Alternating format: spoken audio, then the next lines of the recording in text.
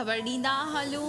दर्स थाणे जी हद में बेदर्दी सां क़तल कयल नौजवान अली असगर चांडियो जे वारसनि जो जवाबदारनि जी गिरफ़्तारीअ लाइ एहतिजाजी मुज़ाहिरो, जंहिंजी अॻुवाणी वली मोहम्मद चांडियो, साहिब चांडियो, दोदो ख़ान चांडियो, हाकिम चांडियो ऐं ॿिया करे रहिया हुआ, जंहिं नारेबाज़ी पिणु कई।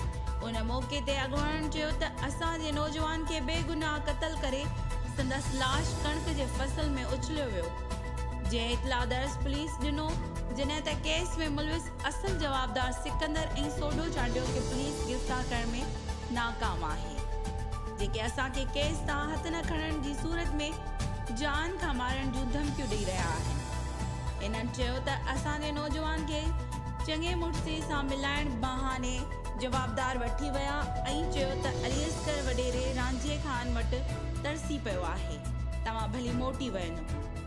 जंहिं बाद ॿिए ॾींहुं असांखे इतला मिलियो त तव्हांजो भाउ जो लाश मिलियो आहे। इन्हनि मुतालबो कयो त मामले जी जांच करे इंसाफ़ कयो वञे। रिपोर्ट अता हुसैन समो, अमल न्यूज़, नौशेरो फिरोज़।